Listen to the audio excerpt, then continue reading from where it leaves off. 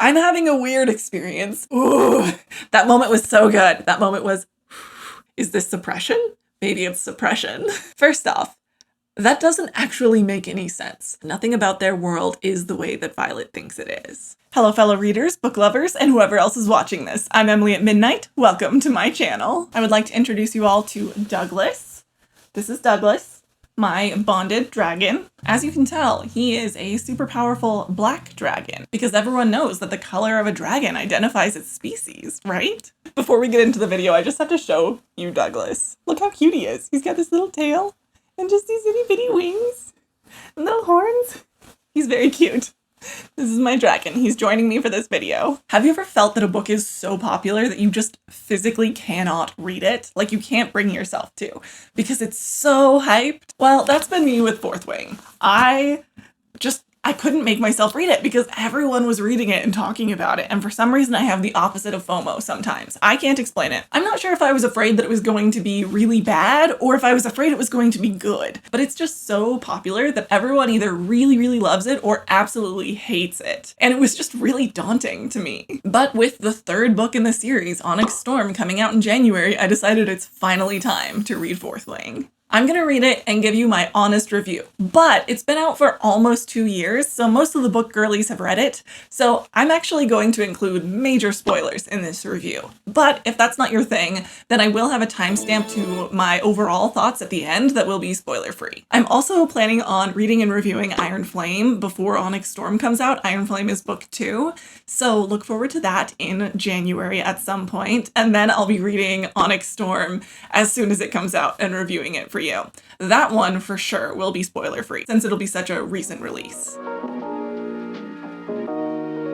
I'm currently sitting here in my leather jacket, my writer's outfit, one might say, with my dragon for the review. And while Douglas the dragon is going to stick around, I will be taking the leather jacket off because it makes so much noise. That's much better. So before we get into my reaction of Fourth Wing, I do want to address the elephant in the room. The publication process of this series feels a bit unusual. By January, there will be 3 books out in this series, published within 21 months of each other. And that's really fast for the publication process. In fact, based on a timeline that Rebecca Yarros gave herself in a TikTok, she started writing Fourth Wing in May of 2022, which is like 2.5 years ago. It's really insane to me to think that 3 books will have gone from not existing at all to being fully published within, 32 months? That's less than 3 years. And it's not that some authors don't write that fast, it's just that everything takes time in publishing, especially the editorial process. I'll be honest, as an editor, this timeline straight up scared me.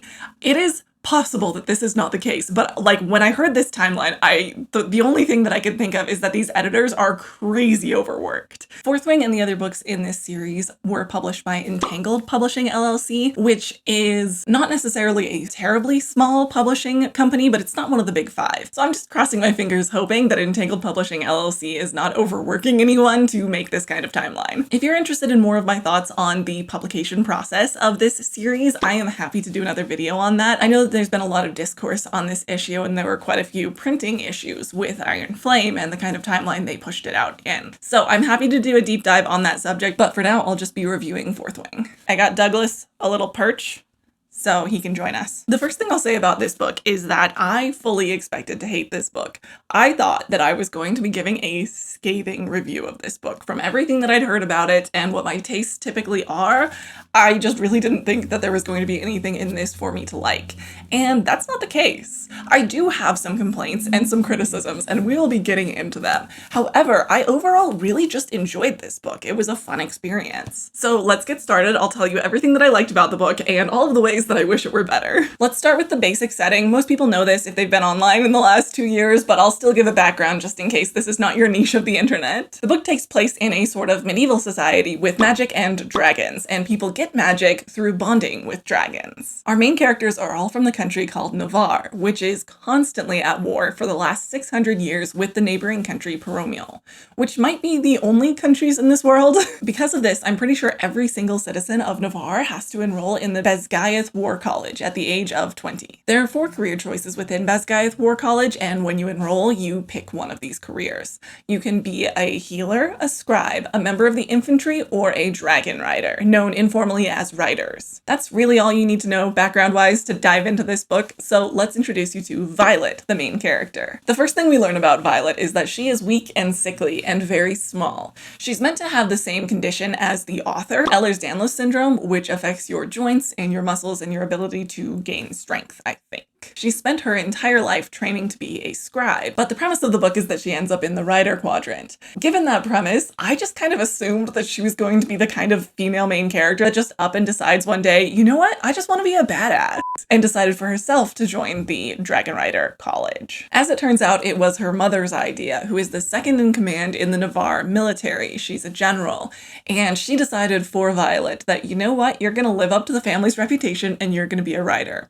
And I do like that choice better. I like it better for Violet's characterization. I like her being sort of forced into this moment and then finding her agency from there. I don't think that it necessarily makes a ton of sense from her mother's perspective, however. Ostensibly, Violet's mother has just decided, after an entire lifetime of being okay with Violet being trained to be a scribe like her father, that, you know what, your father's not around anymore, he passed away, so I get to make the call, you're gonna be a dragon rider. Violet is obviously at an extreme physical disadvantage compared to the other dragon rider recruits. Not just due to her physical limitations, but also the fact that everyone who goes into the Dragon Rider College has been planning it their entire lives, and therefore has been training their entire lives, and she's been given 6 months to train, so she is vastly unprepared for this experience. The Rider Quadrant is also the most deadly. It's really hard to get the numbers down solidly because they don't really give them to you, but they do tell you that less than half of recruits make it through their first year, and less than half of those people make it all 3 years. And when I say make it, I don't mean they didn't drop out, I mean they survived that long. So we're looking at roughly 20%, maybe a little bit more than 20% of people who enter the Writers Quadrant even come out alive. So given those odds and Violet's physical disadvantages, as well as her lack of training, this is basically an unaliving sentence from her mother. If you think that's me putting it too harshly, I will give this the most generous spin I possibly can. Violet's mother decides she would rather chance the 20% survival odds on Violet that she comes out a powerful dragon-bonded magic wielder, and accept the nearly 80% chance that her youngest child is not going to outlive this experience. She would rather all of that over her child living a full and healthy life as a scribe. That's as generous as I can possibly be, and it's really not that much better. Looking at this critically, her mother's kind of cartoonishly evil, and the things we learn about her later on do nothing to dispel this cartoonish villainy. But regardless of reasoning, Violet has been voluntold to join the Writers Quadrant. Violet's older sister Mira is obviously very upset at this because she knows there's such a low chance of Violet surviving this experience. So she goes to her to try and help prepare her. She gives Violet discreet dragon scale armor, boots with grip on the bottom, daggers, and most importantly, a book from their older brother who's now passed away that was a journal of advice given to Mira when she first entered the college. And just like that, Violet is off to Basgiath War College, where her first test to become a rider is to cross the parapet. The parapet is this extremely thin stone bridge that you have to cross in order to get to the college. It's really high in the air and there's strong wind blowing through that area, so people get knocked off all the time. But it's so high up in the air that if you fall, then it's game over. It's about time for those boots with really good tread that Mira just gave Violet to come in handy. However, Violet makes friends with people in the line on the way to the parapet, and she notices that the girl in front of her, who she just befriended, is wearing the same non-grippy boots that she'd been wearing earlier. So she says, quick, swap me left boots, so we'll both have at least one boot with tread. I don't know why having boots with tread on the bottom is not a baseline for people joining this college, especially since they know what the first trial is going to be, but here we are. Immediately upon Violet trading her boots with this other girl, I knew that this girl was going to be Violet's best friend. And that does happen. However, Violet's friends get so little screen time and character development in this book that I have no idea what this girl's name is. But focusing more on the act of swapping boots, especially given Violet's own lack of training and physical advantages here, that was an extremely selfless thing for Violet to do, especially since it will lower her own chances at being able to survive the parapet. I was really curious to see if Yaros would be able to maintain this kind of characterization for Violet, or if it would be more of a one-time show of, see, our hero is such a good person. As I kept reading, I will say the book maintains at least half of this selfless altruism in Violet. There are several other moments where Violet goes way out of her way to risk life and limb to help someone else. But it isn't 100% consistent either. There are plenty of times where Violet goes out of her way to harm someone else instead just to get a leg up. I honestly think the latter behavior makes way more sense in this context, but I do like that at least towards the end of the book, a lot of her cutthroat moments are building towards this crisis of, is this school turning her into a monster? But more on that later. Violet does cross the parapet in one piece, but one of the people she just befriended falls to their doom, and it was at this moment that I realized this book means business when it comes to unaliving named characters. Those survival odds are no joke. People are dropping like flies. Actually, right as Violet is getting to the edge of the parapet, this guy named Jack Barlow, which, sidebar, Jack Barlow, that's like the least fantasy name I have ever heard in one of these books. It would be like if you named the god of storms Tanner or something. Anyway, this guy Jack Barlow, he's just yeeting people off the parapet. And like I said, right as Violet gets to the edge of the parapet, she's almost across, he just yells, "Violet Sorrengail, you're next!" People do tend to know who she is because she's the general's daughter, so that wasn't too unexpected. Oh, and her hair, I forgot to mention her hair. She has a natural ombre, which isn't a thing that exists, but her hair goes from dark brown to silver on the ends. I don't know how Rebecca Yarros thinks hair works, but that's not how it works. The hair, the piece of hair that starts at the top of your head is still the same piece of hair that gets all the way down to here. It can't change colors partway through. When people go gray, the hair falls out and a new gray one grows in its place. I don't know how our main character has a natural ombre, but she does, and it's distinctive. But the point is, most people tend to know exactly who she is, but this is the first time that she's being targeted because of who she is. But it won't be the last, because apparently it's totally within the school rules and culture to just eliminate people if you don't like them, as long as you don't do it when they're asleep, which sounds like a really bad school rule. Presumably, it's because so many people don't make it anyways, that they might as well let the students fight amongst themselves and weed the weak ones out. And I guess later on in the book, they reveal that fewer and fewer dragons are going to Besgaeth War College to bond with different dragon riders. And so I guess not unaliving students is not affecting their overall amount of dragon riders, because the dragons are the ones who make that call. But it's still just feels unusual. No, you know what? I do know why this concept rubs me the wrong way. This book is trying to do two things at once that don't really go well together. On the one hand, it's a cutthroat dog-eat-dog training environment where people accidentally, purposefully unalive people in practice sparring situations, and not so accidentally throw people off of parapets. It's so cutthroat that no one even bats an eye at this sort of behavior. On the other hand, it's an organized war college where they attend strategy, history, physics classes, and take tests. I just think these two different worlds have never really gone together. The last time a group of so-called intellectuals brought knives to a meeting, they all stabbed Caesar. Organizations and societies typically tend to pick one or the other, organization and rules or violence, and then they stick with that one. You don't really see people ever trying to do both, and it's because it's hard to keep order and entropy in the same room. How do you keep a wave upon the sand? But back to the story. Once Violet is inside of the Writer's Quadrant, she comes face to face with the hottest man she's ever seen, who also happens to be the most dangerous man to have ever dangered. You can tell this isn't my personal brand of cliche. Xaden Riorson, the son of the man who led the rebellion 6 years ago, the same man who's responsible for her older brother's untimely passing. And in return, Violet's mother is responsible for Xaden Riorson's father passing, and everyone else involved in the rebellion. But Xaden isn't the only gorgeous man she meets on the other side of the parapet. No, because in the year of our Lord, 2025, by the time you're watching this, we are still not done with love triangles. And I don't know why.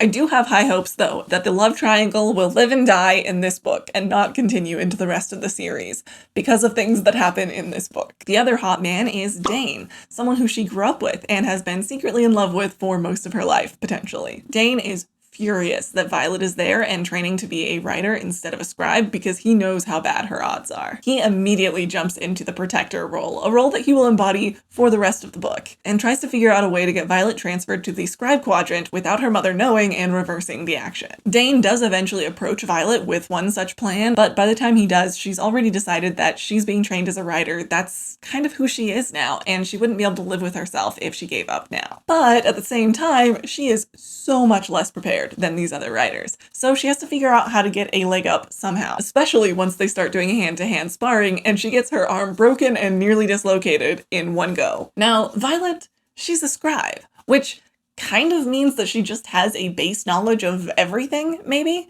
So she gets her hands on a poison book and starts collecting herbs secretly at night to lightly poison her opponents before they spar so that they will be weakened. This is one of those moments where I'm like, I get it, right? Like, if she were to fight someone at full strength, then at best case scenario, she comes out of it incredibly broken. Worst case scenario, game over. But at the same time, this seems like a far cry from the, unendingly selfless care of others that she showed on the parapet, which was at this point, 3 days ago. So Violet's off collecting herbs at night instead of sleeping, right? She sneaks out after curfew, she's up a tree collecting herbs, and Xaden and a bunch of the other children of rebels start to gather around the tree underneath her. So the children of the rebellion leaders are called marked ones because when a dragon bonds a human, they put a tattoo on that person's body. And apparently the dragon who ended the rebellion put a mark on all of the children of the leaders of the rebellion. And so it's this sick tattoo that goes up their arms, up their neck, I think down their back. And every single marked one, child of the rebellion leaders, is forcefully conscripted into the writer's quadrant, even though typically you can only volunteer for that quadrant. And it's clearly meant to be some sort of a punishment for what their parents did due to the low odds of survival in the writer quadrant. Aside from the basic unaliving warrant that it is to be forcefully conscripted into being a writer, marked ones also aren't allowed to meet in groups larger than 3. Now, this actually made a lot of sense to me since they're children of a very recent rebellion, so you would think that their odds of rebelling are significantly higher than the average student. But that actually isn't the reason. We learn toward the end of the book that the only person higher than Violet's mother in the military is a guy who can see the outcome of every battle. But apparently he can't see the outcome of a battle if there are more than 3 marked ones there. And I'm assuming that that's because of this mark that they were given by the dragon. It probably has some sort of a latent magic nature to it. I am curious as to how the general already knows this, given that Xaden is the oldest of the marked ones, and he's 23, he's in his 3rd year in the writer's quadrant. So they haven't had that much time to have the marked ones in battles for this general to not be able to see the outcome of the battle. So back to the story. Violet's up a tree with a whole bunch of marked ones gathered around it. But the kicker is they don't know she's there. They're not gathering around that tree because she's up it. That's just their meeting place.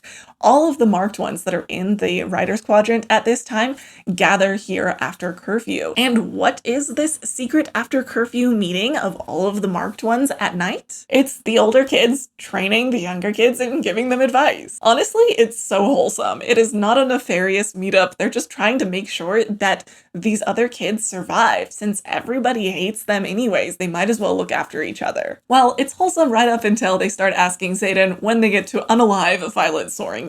When do we get to kill Violent Sorrengail? A guy from the back asks. Yeah, Xaden, Imogen says sweetly, lifting her pale green eyes to him. When do we get to finally have our revenge? Xaden's response to this is quite interesting, though. I told you already, the youngest Sorrengail is mine. I'll handle her when the time is right.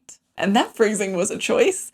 I'm sorry, just the phrasing of she's mine felt very unrealistic in a very YA sort of way. Which is interesting because I've heard new adult books, specifically romantasy, described as YA books with smut. And honestly, that's not too bad of a description of this book. In many ways, it does fit the mold of a YA book, especially in the ways that it doesn't necessarily take itself or the dialogue that seriously in the way that other fantasy books might.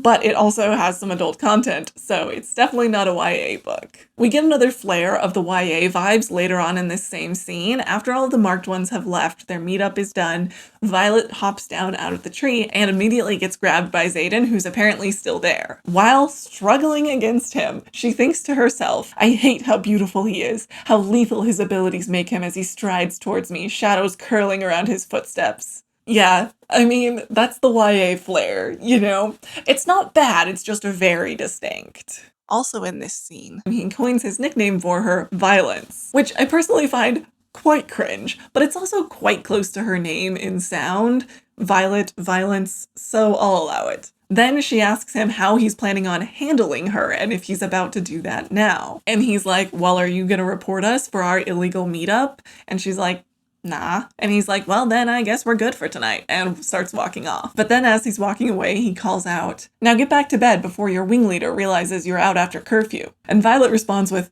what?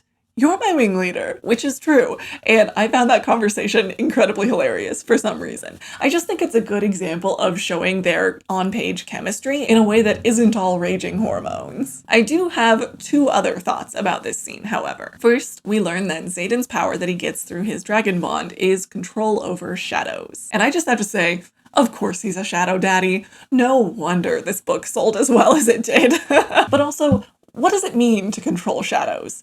In the book, we see him use shadows to pick things up, to grab people off their dragons, to catch himself as he's falling with them. Basically just overall using them as a magical Indiana Jones lasso.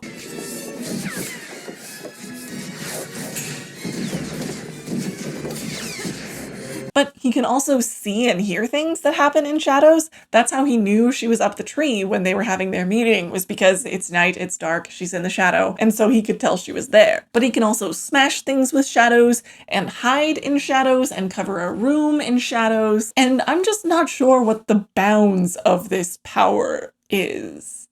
Like, what are the limitations? Like, when Violet hears what his powers are, she instantly knows that it's a super powerful power. But also, like, is it, like, Green Lantern's ring kind of power? What's going on here? Is he just going to be super OP compared to some of the other dragon riders who can, like, I don't know, teleport an item across short distances? I'm left with a lot of questions, and I'm not entirely sure how well this power is thought out. There might be limitations that we learn about in the next book, but there were no limits in this book. My other main concern with this scene is the fact that Xaden let her walk away. Like, yes, he does ask her if she's planning on turning them in, but then he just takes her word for it. And I don't know why, because he has so much hanging on this. He has so much to lose. It is a capital offense for more than 3 of these marked ones to gather together. Yes, that's right. They will be unalived if they're found doing this. So it's not just his life hanging in the balance, but everyone he knows, everyone from his town, all of his friends, they will all be unalived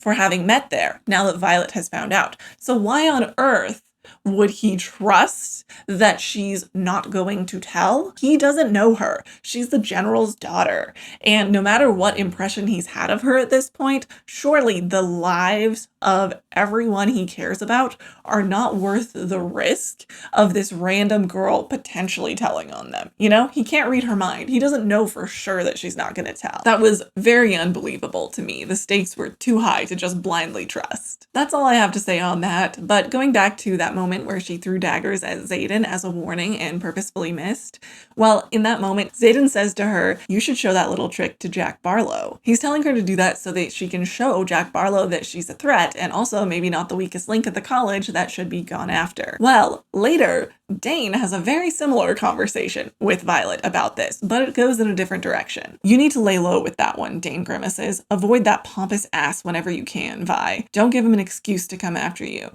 He's already responsible for too many names on the death roll. I blink. The advice is so different from Xaden's throw a few daggers at his head approach.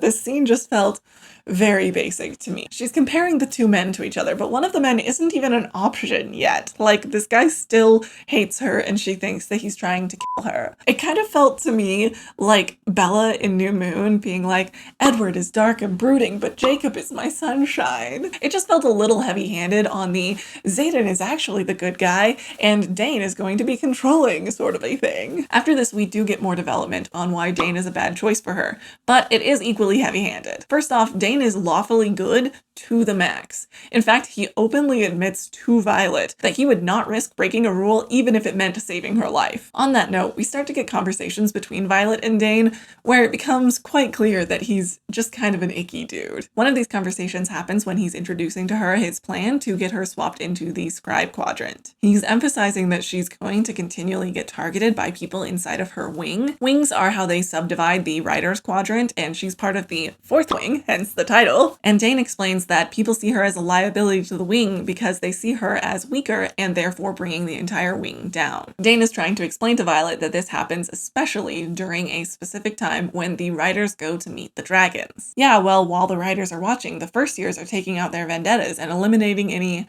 liabilities to the wing. I'm not a damned liability. My chest tightens again because deep down I know, on a physical level, that I am. Not to me, he whispers, a hand rising to cradle my cheek. But they don't know you the way I do, Vi. Ugh, this part just gave me the heebie-jeebies. Like, could they make it any more obvious that he's going to be a creepy dude? Well, training is progressing, and Violet is continuing to use her lightly poisoning technique to win sparring matches. And, well, one time it goes awry. She sets the dose a little bit too strong or a little bit too early because her opponent ends up being out for the count. She has to go to the medical wing and can't spar for that day. So Violet is left sparring someone else. And who might it be?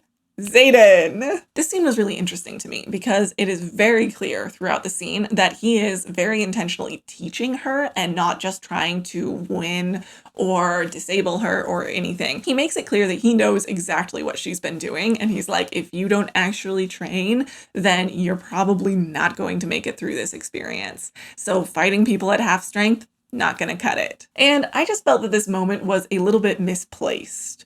I feel like at this point, they don't really have a connection such that he should care for her or be putting in an effort to train her. It's one thing to not be actively trying to end her as revenge, but it's another thing entirely to be like, yeah, my enemy's child, how about I go help them? There's definitely an argument to be made, and I will make this argument, that from the beginning he could tell that she's a different kind of person from her mother and probably not the same kind of threat to him, definitely a more caring person. But I just feel that this is a little bit early in the book to be pulling a he can just see that there's something different about her sort of thing when she really is his biggest danger, having that connection to the general, the one who ended his father's life. I feel like the book was maybe alluding to the fact that he already likes her, and it felt a little bit soon, given who she is to him. Well, the time has come. They are finally going to present in front of the dragons and hopefully bond with one of them. There are like 100 dragons that show up to this,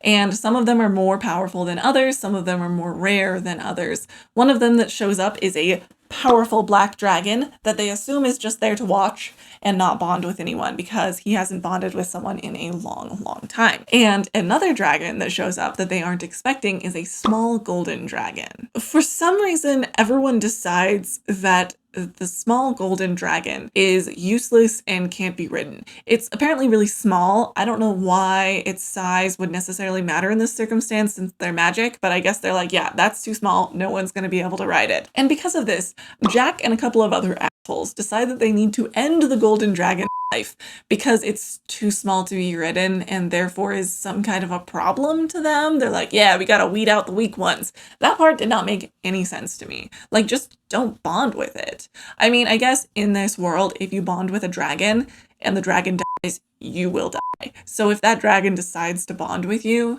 then like you're pretty much screwed, I guess, is the idea there.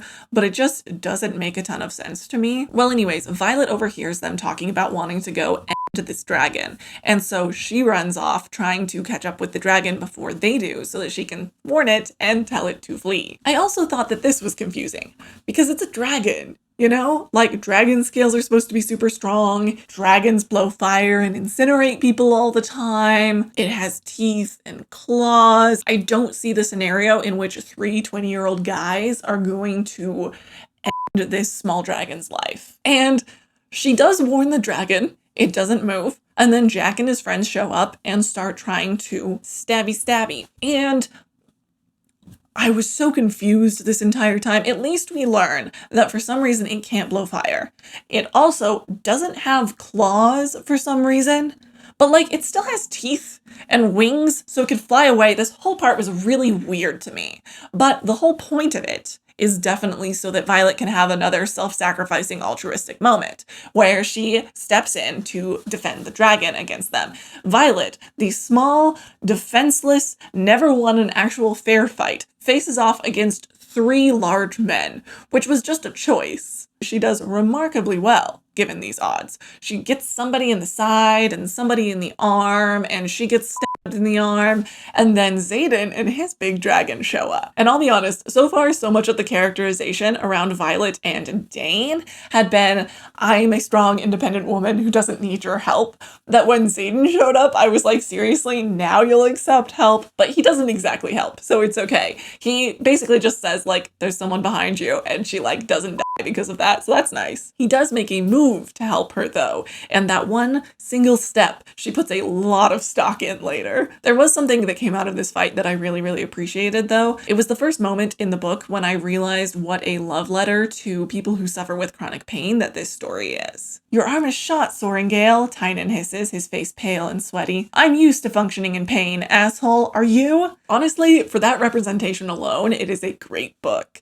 Just showing that people who deal with a lot of chronic pain all of the time have a much higher threshold of pain, and that kind of is a superpower. It's obviously not an actual superpower, but it does come in handy in situations like this. In the end, because she defended the little gold dragon, the massive black dragon and the little gold dragon decide to bond her together, which is something that has never been done before, and so even the dragons have to have a council over it to see if it's okay.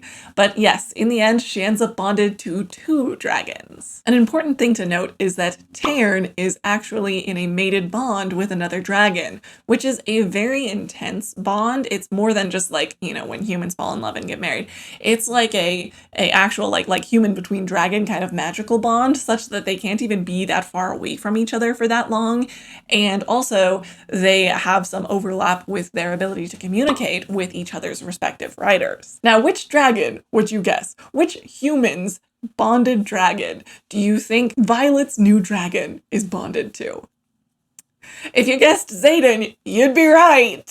Yep, so now Violet and Xaden are eternally connected, not just somewhat telepathically, but also their very lives. They rely on each other to survive. Because remember how I mentioned if your dragon passes away, then you do as well? Well, it doesn't necessarily go in the other direction, but dragons often go through a very intense phase of mourning when their rider dies, and Tairn specifically nearly passed away himself when his last rider died. It hurt him so much. So an important structure for the rest of the book is that if Violet does not survive, then her dragon, Tairn, will probably not survive the mourning period.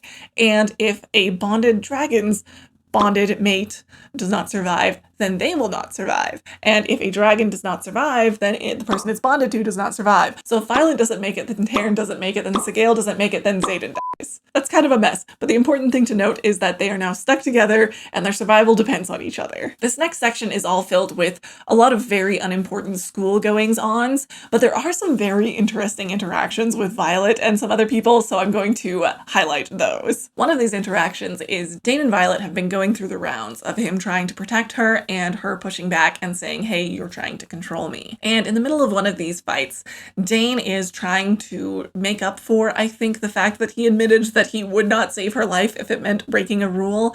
And this is his approach to showing her that he cares about her. He and Violet are talking, and Violet says, you always want me safe. He'd do anything except break the rules. You know how I feel about you. His thumb strokes over my cheek, his eyes searching for something, and then his mouth is on mine. I had a visceral reaction to this kiss. I think a lot of it is because the way that it's written into the scene makes it feel very much like he's trying to force his feelings onto her, and very much like, stop fighting with me, stop trying to push me away. I obviously care about you. See, let me kiss you to show you. And since he's such a stickler for the rules, he has been putting up big barriers between himself and her because he doesn't want to break any societal expectations of fraternizing with people lower down in the command chain from you. And so kissing her was basically supposed to be some sort of way of showing her, hey, I'm willing to break kind of a rule for you, but it really just felt like too little, too late. I just really feel like Dain is written a little bit one-dimensionally. Like, I do think it's interesting to have such an intensely lawfully good character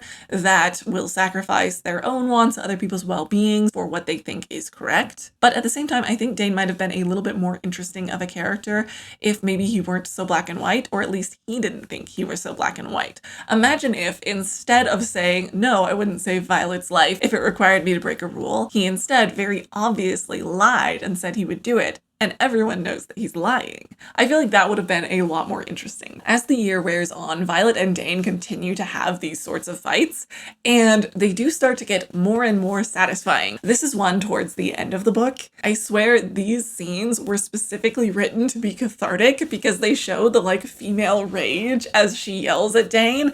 Each one of these are very cathartic to me. In this particular fight, Violet takes something that he said to her much earlier and throws it back at him in such a great way. When she first got to the writer's quadrant, he told her that this place cuts away the bullshit and carves you down to who you are at your core. Let's get one thing straight, Dain. The reason we'll never be anything more than friends isn't because of your rules. It's because you have no faith in me. Even now, when I've survived against all odds and bonded not just one dragon, but two, you still think I won't make it. So forgive me, but you're about to be some of the bullshit that this place cuts away from me. It's so satisfying. Hello friends, it's Editing Emily here. I got so caught up in how much I enjoyed that line that I forgot to mention the entire reason that I brought it up. Whoops! This conversation, and basically every conversation where she yells at Dain, there are quite a few, feel particularly crafted to give her the biggest burn and best comeback time after time. This particular instance was very satisfying and cathartic to me, but it's also not particularly realistic. These conversations felt more like reconstructed shower versions of arguments where you hit everything just right. But in real life, we only come up with the best comeback every like 10 fights or something. It's not bad to construct a book that feels cathartic rather than realistic, but in doing so, you are literally creating a book that feels less realistic. But we can move on to the next on-page fight that I wanted to highlight. I know you want to keep me safe, Dain, I whisper,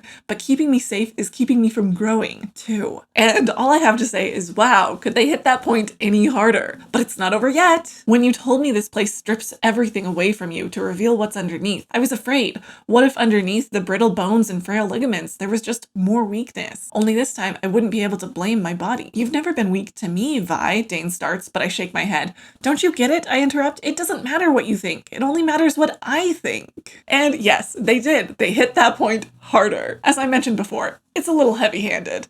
I do like that she continually puts him in his place, though, because it's satisfying to read. But after a certain point, it does become less believable that they're still friends trying to maintain their friendship when each of their conversations looks like this. The next big event of note is Violet getting attacked in her sleep. Now, if you remember from the beginning, it is in fact against the rules to attack and try to end another student while they're asleep. That's the only time it's against the rules. But a group of people try to do it anyway. Violet manages to hold off the assailants for a small period of time, and her dragons are trying to help her, but the problem is she has not yet manifested the powers that she's supposed to get from bonding dragons. But the little golden dragon has a secret. She's actually a juvenile dragon, and apparently the rules are different for juveniles. They have incredibly strong powers that they can lend to their humans, but at great personal cost. So in this instance, Andarna lends Violet her ability, which is to freeze time, apparently, which is super powerful, but the high personal cost is it wears Andarna out very, very quickly, so she can only do it for a short period of time before she is permanently injured. This small amount of time that Andarna is able to freeze them in gives Tairn, Violet's dragon, enough time to talk to Sorrengail, Xaden's dragon, to get Xaden and his friends in there to save Violet's life. This is about the moment where I realized that fight scenes in this book are written quite well. They're very believable and very gripping. After this, however, we get another YA moment, as I like to call them, because Xaden is there, they've already taken care of all of her assassins in the night, and he is angrily assessing her injuries. And Violet thinks this to herself. His fingers skim my bare skin and I suppress a shiver, locking my muscles so I don't arch into his touch. What the hell is wrong with me? There's still blood on my floor, and yet my breaths are tight for the entirely wrong reason. I literally said out loud as I was reading this, "You said it, not me." Aside from saving her life, Xaden has been doing a lot more to help Violet recently. Basically, ever since she bonded a dragon, he's been trying to genuinely help her survive. A lot of this is just very self-interested. If she dies, I die. sort of a thing, but it's pretty clear through the writing that he also is starting to care for her as a person. The ways that he's been helping her have been varied and plentiful. For one, he sent another first year named Liam to follow her around everywhere, since all first years are in the same classes. So she basically has a built-in bodyguard. He's another one of the marked ones. He's also sent another marked one named Imogen to help train her, give her weight training, basically, to get her body into a good physical shape. Additionally, he has personally been training her in sparring to help her get better at hand-to-hand combat. Xaden also is privately tutoring her in flying with her dragons, because due to her disability, she struggles with holding on with her knees while riding Tairn. After him doing all of this for her, for literal months, we have a conversation come up that I guess I need to get a little bit of background to you for. Apparently, dragons share a lot over the mental bond with their bonded humans. They can share their feelings and emotions, they share information, memories, but apparently they can also share the exact things that they're feeling. For example, when Tairn and Sorrengail, the two mate-bonded dragons, mate. So yeah, basically, when that happens, Violet just gets incredibly horny, which is choice. She is very aware that it is Tairn that's making her feel this way, her dragon, so she tries to get out of the Rider's Quadrant as quickly as she can to avoid making a mistake with someone that she doesn't care about. And when she gets outside, who would she run into other than Xaden? Now, Xaden explains to her that he knows how to help her establish a barrier mentally between her and Tairn for when this happens next and currently. And when he mentions this and suggests that he could teach it to her, Violet says this: "You're actually going to help me? I've been helping you for months." Violet's response is, "No, you sent Liam to help. He's been helping me for months." He has the nerve to look offended. "I'm the one who burst through your door and killed everyone who attacked you, and then I removed another threat to your life in a very public, very polarizing display of vengeance. Liam didn't do that. I did." And yes, he's right. He has been helping her for months. I thought it was a little bit unbelievable that she's like, he hasn't been helping me for months. It's an aspect about this book that I'm not that fond of. I don't think it's super well written. Violet spends most of the book thinking that Xaden is still secretly hating her, maybe planning to end her life. And she believes the only reason he hasn't so far is because his life is dependent on hers.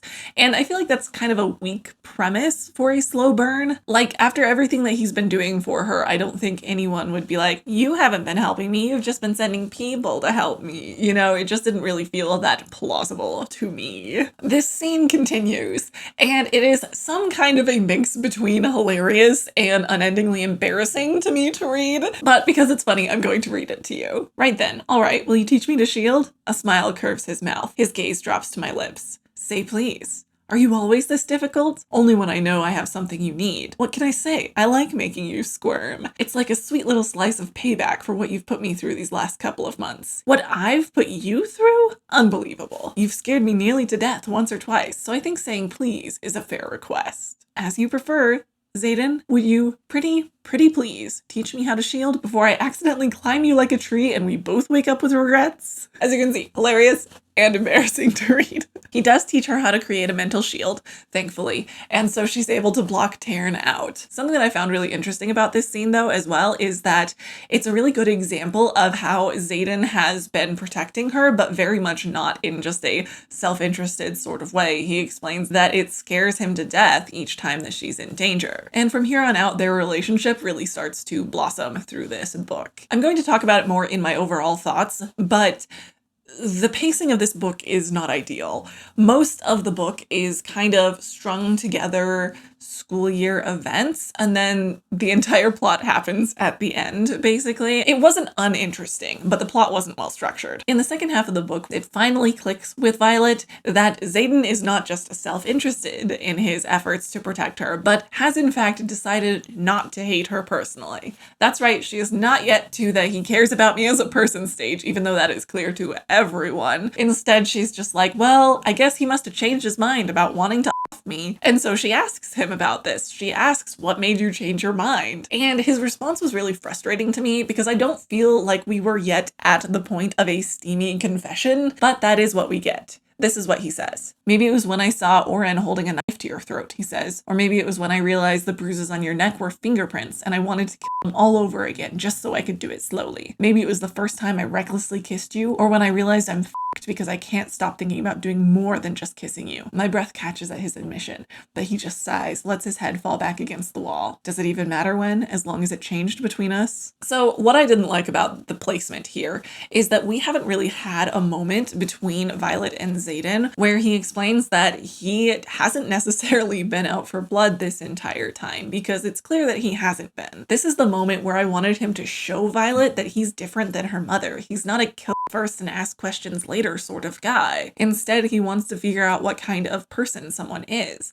Because we have this moment at the very beginning where he sees that she's traded boots with that girl on the parapet, and he like squints at her, right? That's her perspective. But basically how I interpreted that is he's like, oh, wow, like that is interesting that a Sorrengail would be that kind to someone else, that selfless. And I wish that this were the moment where he explains to her that he doesn't just blindly want to enact vengeance on the children of people that he hates, but rather that he's been trying to figure out Violet's deal this entire time. But we don't get that moment. Instead, it's a sexy moment between them where he confesses his undying love, basically. I just feel like this confession here kind of turns him into someone who went from wanting to kill her to wanting to jump her bones, and that just isn't how the progression of Xaden and the portrayal of Xaden felt like through the book as I was reading it.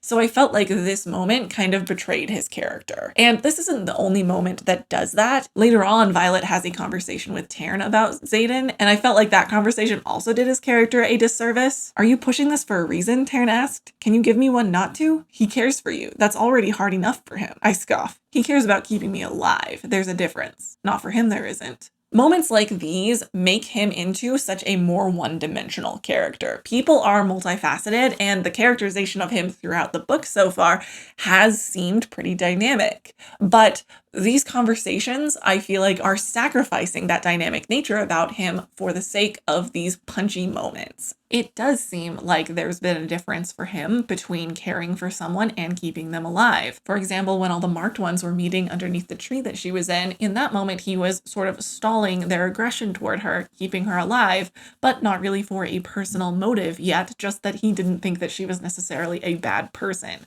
But now he cares for her. There is a difference. And Tairn saying that there isn't a difference for Xaden is undoing that characterization. Moving on, you might remember that I said Violet has not yet manifested a signet, which is the magic that dragons give to their riders. And if it takes you too long to manifest it, you might just burst into flames because the magic is too much for you without having an outlet. Luckily, the Riders Quadrant is about to go play Dragon Capture the Flag. And in the process, Jack Barlow tries to end Liam's life. And Liam is definitely her friend at this point who's been looking after her, and so she goes to try and save his life. Jack knocks Liam off of his dragon and he is falling to his doom. And in order to save him, Violet uses Andarna's time stopping to get to him faster and catch him, and Jack targeting Liam in this way is finally enough to just crack her fury. She feels all of the rage boiling up in her body and all of the magic too, and just like that, her signet manifests and she strikes him down with lightning. Her signet is lightning powers, which is pretty cool, and there are some limitations to it, so I can work with that. But also, this is the first time Violet has actually ended someone else's life. She's been trying very hard, even when people were trying to kill her in the middle of the night. She's tried very hard to make non-lethal blows.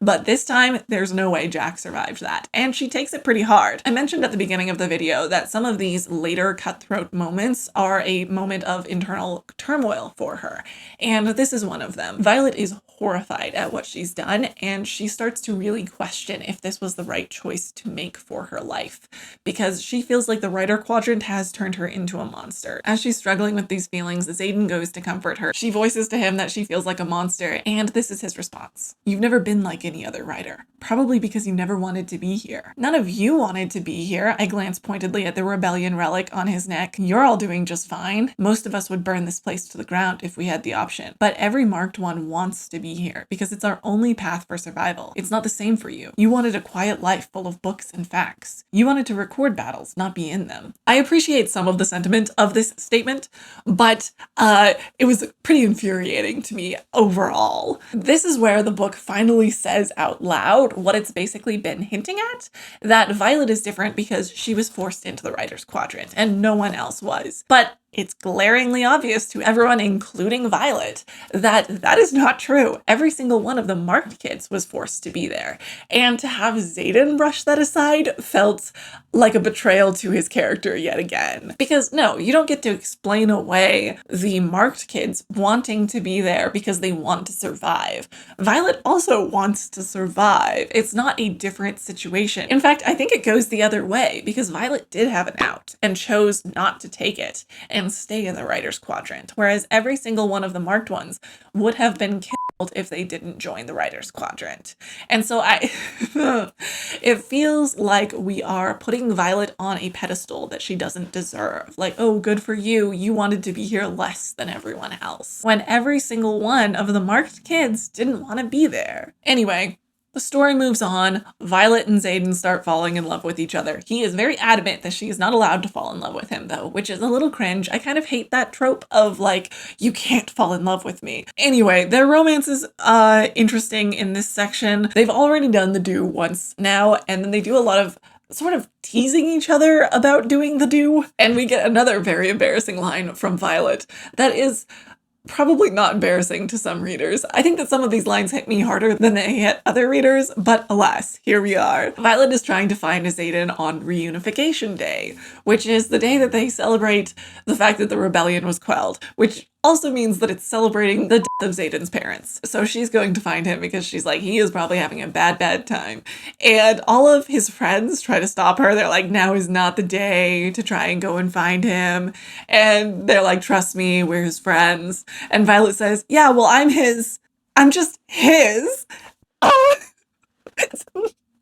I recognize that some people probably think that this is cute, but it kills me. It's a little bit too cringe and embarrassing for me. Now, after all of that, we are finally at what I would consider to be the real plot of this book. Obviously, everything that we've covered is in fact the plot of this book, and it's important.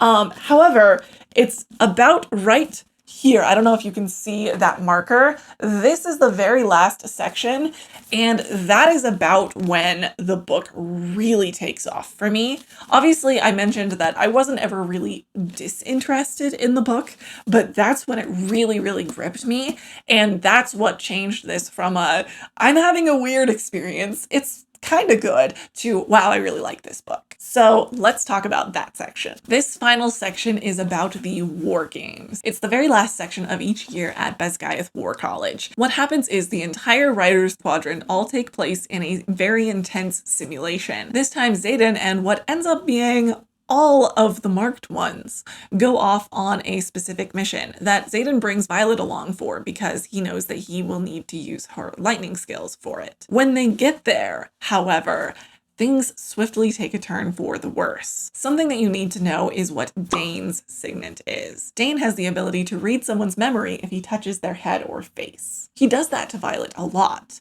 because they're in some kind of a pseudo-romantic friendship, and in his way of caring for her often involves touching her face. It turns out that in that process, he read one of her recent memories where she saw Xaden coming back from somewhere that he wasn't meant to be. Dain apparently reported the incident to the higher-ups, and as a result, Xaden and all of the marked ones have basically been sent to a post that's been deserted right before an attack is about to come from their enemies. It's effectively set up as a side mission. We'll get more into the setup in a moment, but first we have to touch on the first moment of chaos. The neighboring kingdom, Paromial, that they've been at war with for hundreds of years, do not have dragon riders. They have griffin riders, or flyers, as they're called. People who ride griffins and maybe get magic through them, I don't remember exactly. Xaden, Violet, and everyone else in their group are at their new posts that they were sent to as part of the war game simulation.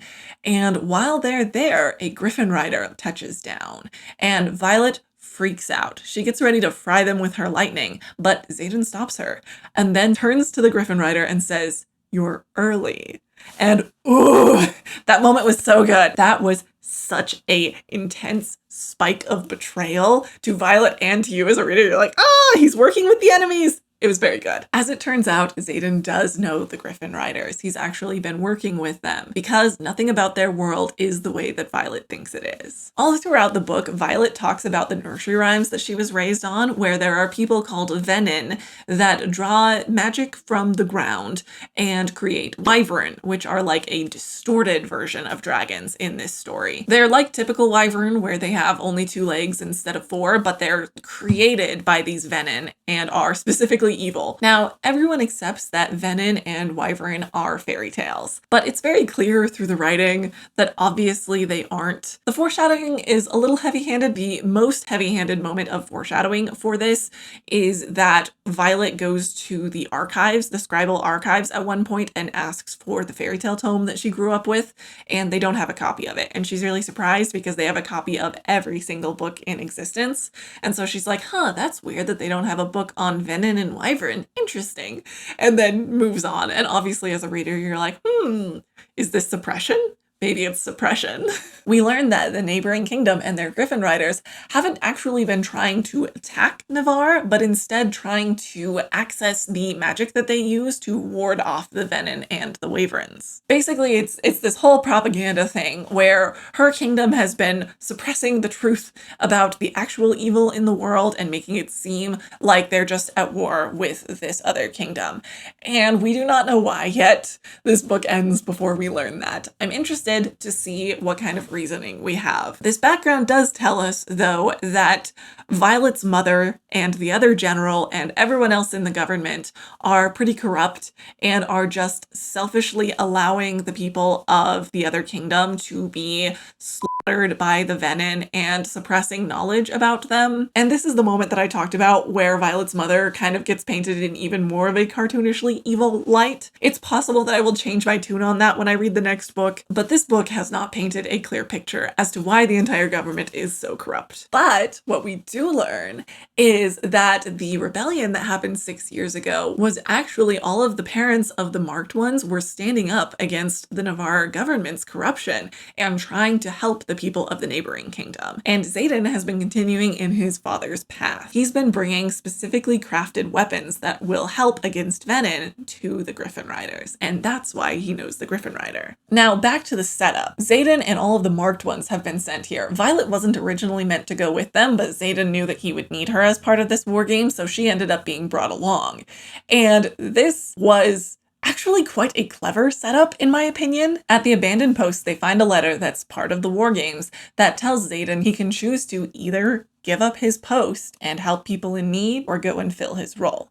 And it tells him to go somewhere else. Exactly how much of this was set up is a little confusing to me, but the point is there's going to be an attack on a town just on the other side of the border of the neighboring kingdom by Venin. Innocent townspeople are going to be killed. So Xaden has the choice: abandon a village and prove his loyalty, or die trying to save a village of innocent people. Xaden and everyone there, including Violet, despite feeling recently quite betrayed by Xaden, decide that they can't leave that village to die, and so they go to fight the Venin. This battle was so intense, and I'm very excited for the implications about what this means for the rest of the series. I was trying to imagine griffins and dragons fighting each other, and the fight just didn't seem that fair. But wyverns are very similar to dragons, and Venin are these crazy powerful evil demon things. And so that match of power, these strong dragons and dragon riders going up against Venin and wyvern throughout the series, is definitely something I look forward to. The entire fight is very, very intense, and they barely make it out alive. In the process of this fight, Violet gets scratched by a poisoned dagger, and they don't know what the poison is, but it is acting fast. So in order to save her, Xaden realizes that they can't make it all the way back to Basgiath War College, where the nearest healer is,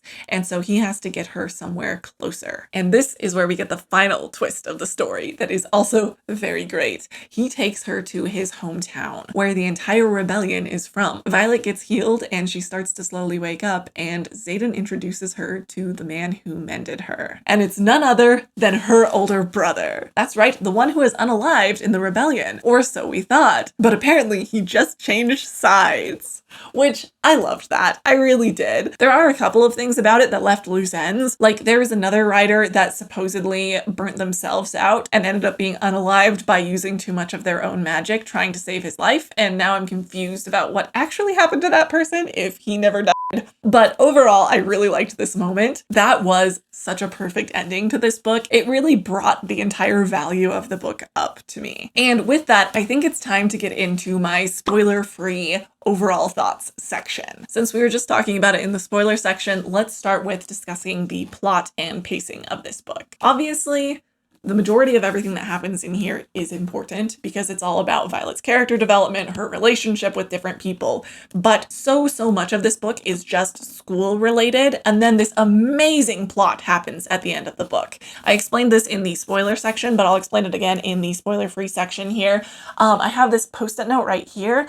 This last section here at the end is where what I consider to be the plot of this book happens. Basically, what I felt about this book pacing wise is that this entire section, like the first 3/4 of it, could be so much shorter. I feel like we get a little bit too in the weeds of the overall school experience when it's very clear by the end of the book that there's going to be so much more to the plot of this series than just her school experience. And so I wish that that section had been more condensed. And on the other side of that, I wish that that last fourth, or a little bit less than a fourth, had been a little bit longer. I really think that that last section of the book is a more accurate portrayal of what the rest of the series is going to be. I could be wrong, and if I'm wrong, I'll be disappointed. But I think the rest of the series is going to look a lot more like that ending section, and so I wish the rest of the book either matched it in length or in tone. And I don't think it did either one of them very well. Basically, I just think that this book needed a very ruthless editor when it came to the pacing and plot. As for the writing of this book, honestly, it wasn't that great. Yaros definitely excels at writing fight scenes and also sexy scenes, but there were quite a few other moments in this book that were quite lacking. You know the old adage, show not tell?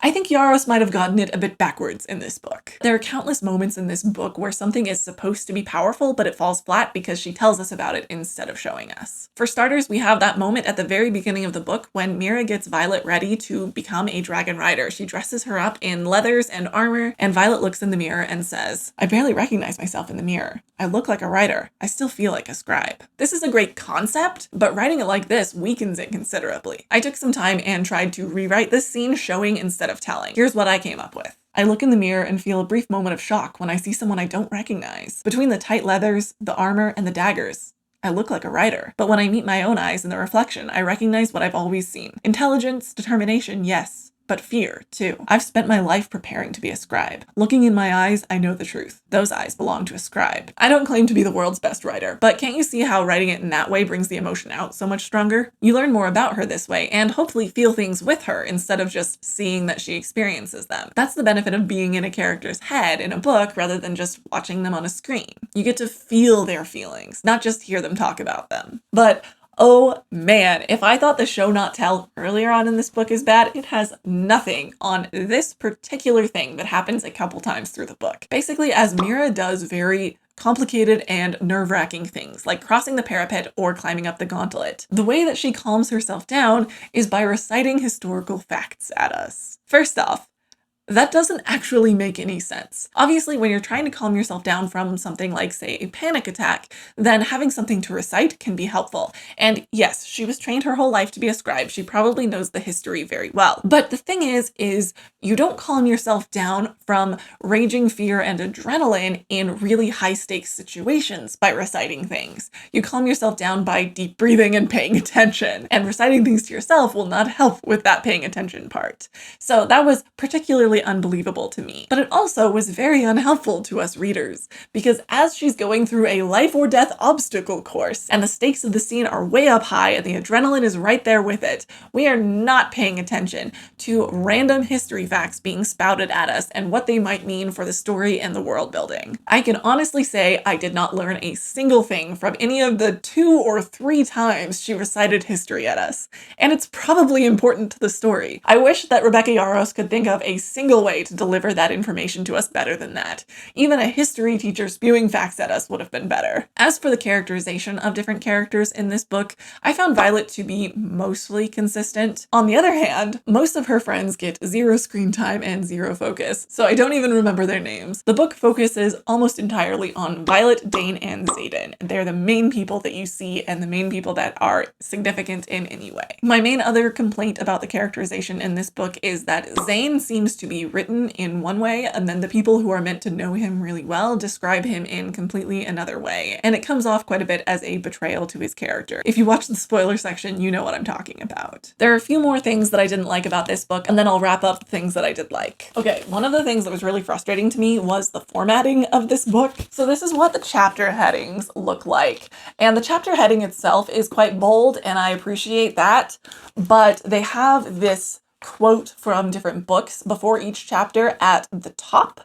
And I personally really wish that came underneath the chapter heading. Now, this might sound super nitpicky. On this page, it doesn't look that bad, but on a lot of other chapters where the previous chapter extends to the page before, it gets a little bit messier looking. That looks a lot less like a chapter break to me and more like a scene break, and it gets even worse. Take this chapter break, for instance. This right here looks like a scene break, and that's really just a big formatting blunder, in my opinion. It's pretty glaring. And one more thing, if you've studied design at all, these things will stand out to you. Otherwise, you might think that I'm just being super specific for no reason. The entire book is in a serif font, and typically if you have 2 fonts on the same page, you should have them be dramatically different enough from each other that they don't look like they're accidentally different fonts. And that typically means using a serif and a sans serif when they're next to each other. You can see here that we've got our serif font and our sans serif title, and then Rebecca Yaros's name on the other side is also serif,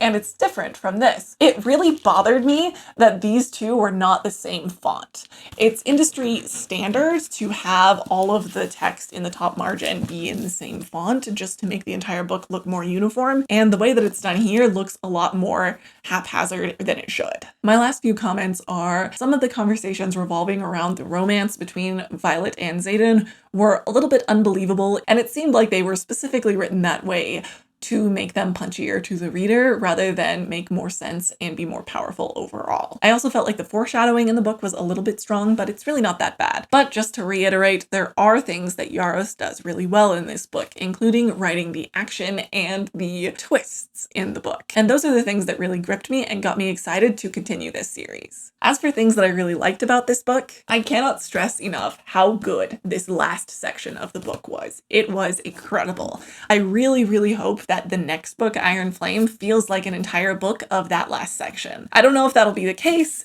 but I have high hopes for the series because of how great that last section was. I also really, really loved the representation of chronic illness. That's something that is almost never talked about in books, especially fantasy and fiction, and so I really appreciated that, and I thought it was very well done. Finally, I have to say the world building of this story is actually quite good. I really enjoyed it. It's very immersive. I think there's a perception around this series that they're sort of thrown together hapdash at the last minute, and the world building does not seem to reflect that. There are some plot issues that I have concerns about, and some of those plot issues affect the world building, but overall I think the world building was quite solid. My final thoughts are this was a really good book. I enjoyed it. It's probably between a 3 and a 4 star, 3.5. I would love to rate just that last section and give it a 5 stars, but the rest of the book is solidly a 3.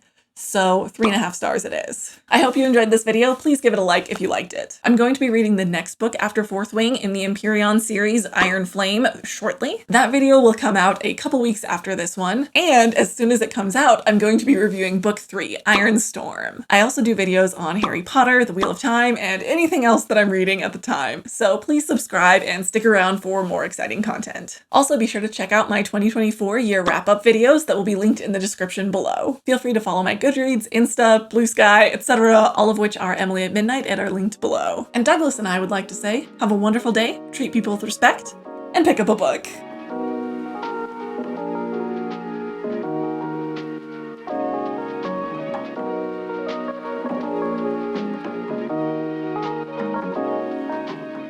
Douglas says it's time to ride.